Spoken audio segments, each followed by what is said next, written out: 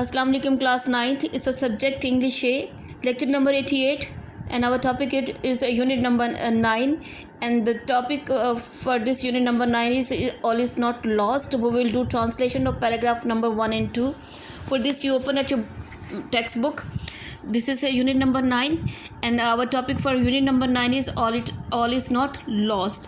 All तमाम is not lost, अभी तक नहीं खोया है. ये तमाम जो है वो अभी नहीं खोया है. Look at here, this is a translation given over here. First one paragraph, you take out your lead pencils. You will write down meanings above the word on the textbook, 9th class. It was the beginning of my profession as a nurse. It was ये था the beginning आगाज़ of my profession मेरे पेशे का as के तौर पर या की हैसियत से a nurse एक नर्स की. It was the beginning of my profession of a nurse कि एक नर्स की हैसियत से मेरे पेशे का आगाज़ था. I worked मैंने काम किया in the intensive care unit. Intensive care mean इंतहाई, care कहते हैं निगहदाश्त को. इंतहाई निगहदाश्त के यूनिट में मरकज़, इंतहाई निगहदाश्त के मरकज़ में मैंने काम किया. And it's abbreviation is given in bracket ICU, जिसे कहते हैं कि ICU किसे कहते हैं, इंतहाई निगहदाश्त के मरकज़ को, कि मैंने इंतहाई निगहदाश्त के मरकज़ में काम किया. ऑफ न्यूरोलॉजी वार्ड के एज उर्दू में भी आप यही लिखोगे न्यूरोलॉजी वार्ड, कि मैंने न्यूरोलॉजी वार्ड के इंतहाई निगहदाश्त के मरकज़ में काम किया. एज के तौर पर a young professional, young here mean एक नौजवान प्रोफेशनल पेशावर, कि एक नौजवान पेशावर की हैसियत से. आई विश्ड मैं चाहती थी, टू से बचाना द वर्ल्ड दुनिया को, कि एक नौजवान पेशावर की हैसियत से मैं दुनिया को बचाना चाहती थी. I was excited here mean मैं बहुत पुरजोश थी. टू सी देख कर पेशेंट मरीज़ों को, मेकिंग होते हुए, वैसे तो मेकिंग का मतलब होता है ना बनाना, but here you will use है कॉनोटेटिव मीनिंग होते हुए. क्विक रिकवरी तेज़ी से सेहतयाब, क्विक रिकवरीज मीन तेज़ी से सेहतयाब. आई वॉज एक्साइटेड मैं बहुत ज़्यादा पुरजोश हो जाती थी. टू सी पेशेंट मरीज़ों को देखकर, मेकिंग क्विक रिकवरीज तेज़ी से सेहतयाब होते हुए देखकर. फ्रॉम से डिवोस्टेटिंग तबाकुन एक्सीडेंट्स हादसात, कि तबाकुन हादसात से तेज़ी से सेहतयाब होते हुए देखकर मैं मरीज़ों को बहुत ज़्यादा खुश हो जाती थी. कि तबाकुन हादसात से तेज़ी से सेहतयाब होते हुए देखकर मरीज़ों को मैं बहुत पुरजोश हो जाती थी या बहुत खुश हो जाती थी. ये ताहम आई वॉज पेंट मुझे तकलीफ़ होती थी. टू नर्स मीन देखभाल करके, दोज उन लोगों की, हु वर जो होते थे, स्ट्रक मीन मुब्तला, विद एक्यूट मीन शदीद, न्यूरोलॉजिकल मीन असाबी डिसऑर्डर बीमारी, कि जो शदीद असाबी बीमारी में मुब्तला होते थे, उनकी देखभाल करके मुझे बहुत तकलीफ़ होती थी.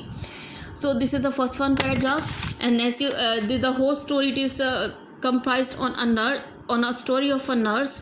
This is the whole unit is comprised on a story of a nurse, and we have read the first one period and first one paragraph, and number 2 paragraph. Now you start. One day एक दिन, standing here mean खड़े होते हुए, at the bedside बिस्तर के करीब, of a young एक नौजवान लड़की के. बस एक्सीडेंट बस के हादसे का विक्टिम शिकार, बस के हादसे का विक्टिम शिकार. वन डे एक दिन, स्टैंडिंग खड़े होते हुए, एट द बेड साइड बिस्तर के पास, ऑफ अ यंग एक नौजवान लड़की के, बस एक्सीडेंट विक्टिम बस के हादसे का शिकार, कि बस के हादसे का शिकार एक नौजवान लड़की के बिस्तर के पास खड़े होते हुए एक दिन. आई वंडर्ड मैं हैरान हो गई. इफ़ के क्या, शी कुड मेक कि क्या वो हो सकेगी, द सेम रिकवरी बिल्कुल इसी तरह सेहतमंद, सेमिन इसी तरह या उसी तरह, रिकवरी सेहतयाब, एज जैसे कि अदर्स दूसरे होते हैं, यानी क्या वो दूसरों की तरह सेहतयाब हो सकेगी.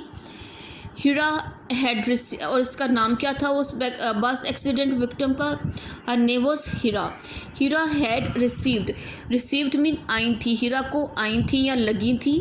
स्वेयर बहुत ही शदीद, and spinal injuries, head and spinal injuries, कि उसके सर पर और रीढ़ की हड्डी पर, स्पाइनल हेयर मीन रीढ़ की हड्डी पर इंजरीज, चोटें आई थी उसको।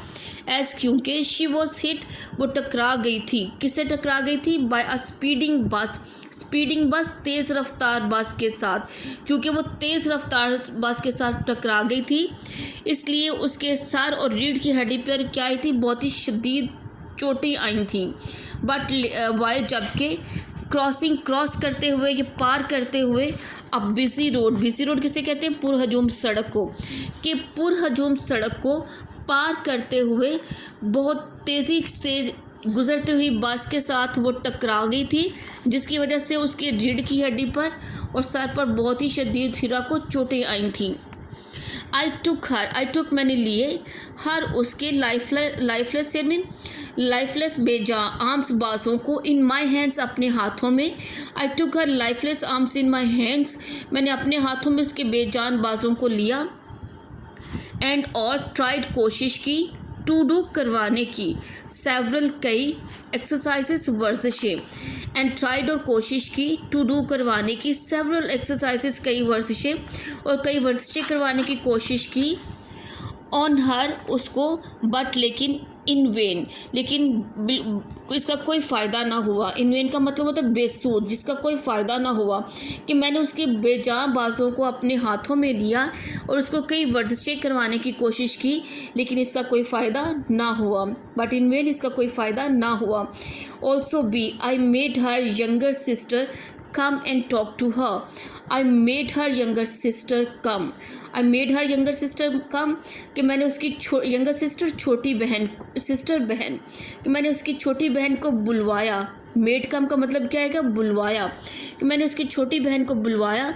एंड टॉक टू हर, और उससे बात करने को कहा, कि मैंने उससे छोटी बहन को बुलवाया और उससे बात करने को कहा। थिंकिंग, ये सोचते हुए, डैट के, द वॉइस, आवाज़, of a near and dear one, it's an idiom.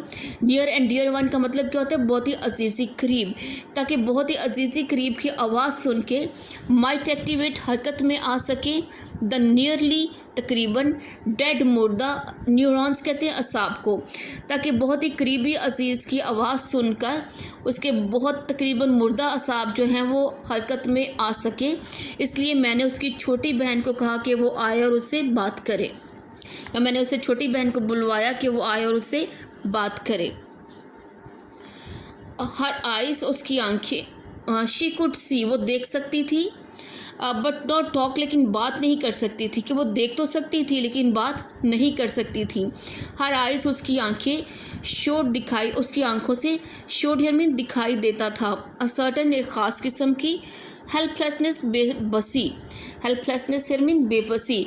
Her eyes showed a certain helplessness, कि उसकी आंखों से एक ख़ास बेबसी दिखाई देती थी। आई कुड रीड, मैं पढ़ सकती थी, हर माइंड, उसके जहन को, I could read her mind, मैं उसके जहन को पढ़ सकती थी। थ्रू, के ज़रिए, हर आइज़, उसकी आंखों के, कि उसकी आंखों के ज़रिए मैं उसके दिमाग को पढ़ सकती थी। परहैप्स, शायद, शी वॉन्टेड टू से, शी वॉन्टेड, वो चाहती थी, टू से, कहना, शायद वो ये कहना चाहती थी, प्लीज़, कि मेहरबानी करके, हेल्प मी, मेरी मदद करें, कि परहैप्स शी वॉन्टेड टू से प्लीज़ हेल्प मी, कि शायद वो ये कहना चाहती थी कि मेहरबानी करके मेरी मदद करें। You put a mark up to here. In this lecture we will do a translation of paragraph number 1 and 2. To you people will learn and write down words, meaning and translation on your NEET notebook 9 class.